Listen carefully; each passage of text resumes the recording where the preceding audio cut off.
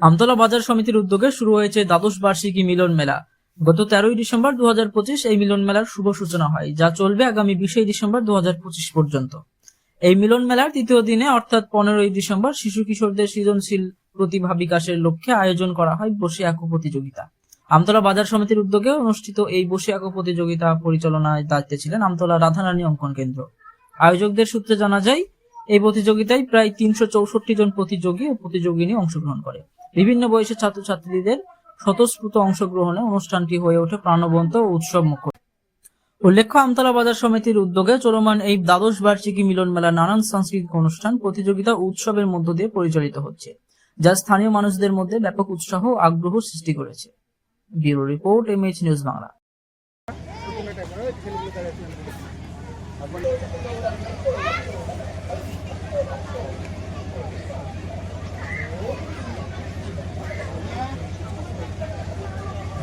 আমতলা বাজার সমিতির পরিচালনায়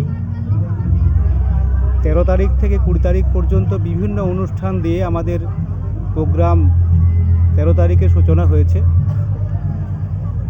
মিলন মেলা, আমরা এখানে মূলত সাম্প্রদায়িক সম্প্রীতি বজায় রাখতেই এলাকায় একটা বার্তা দিতে চেয়েছি। এখানে সকলে মিলে আজকের যে চারিদিকে যে অবস্থা, সেই সমস্ত ঊর্ধ্বে গিয়ে আমরা সকলে গিয়ে একটা মিলন মেলার আয়োজন করেছি।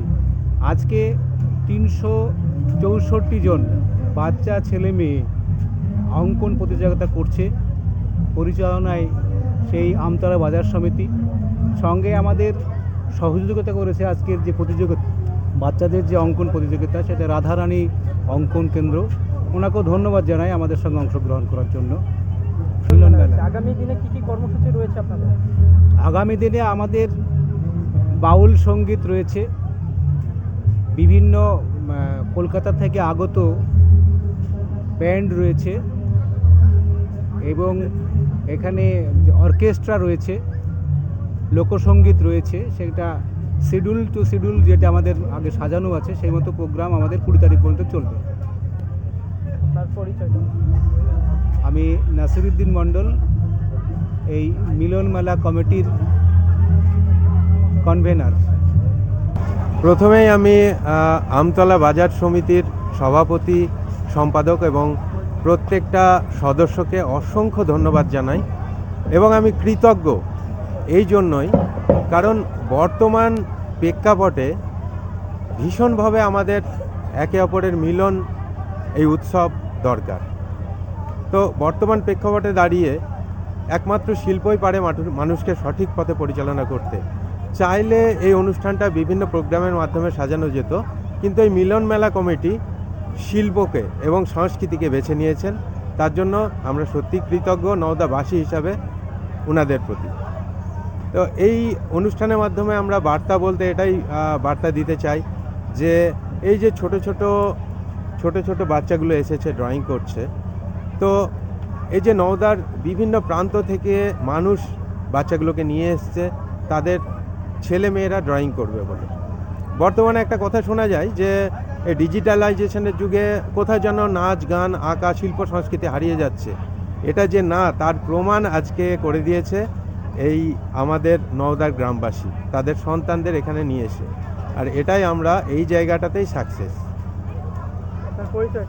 আমি সুপ্রিয় দাস, রাধারানী অঙ্কন কেন্দ্রের কর্ণধার।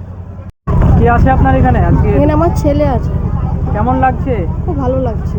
কি বলতে চাইবেন? এই আমতলা যে প্রতিযোগিতায় মেলা উৎসবে যে প্রতিযোগিতাটা হচ্ছে, প্রচণ্ড ভালো লাগছে। স্যারদেরকে অসংখ্য ধন্যবাদ। কোথা থেকে আসছেন?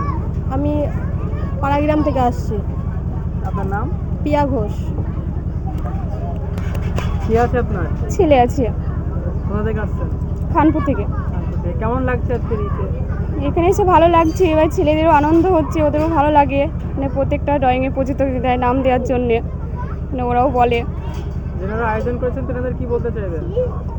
স্যার এটা আয়োজন করছে, ভালোই করেছে। এটাই ছেলেদের মানে আরও একটু ভালো হচ্ছে, ওদের অভিজ্ঞতা বাড়ছে। আবার দেবিকা মণ্ডল।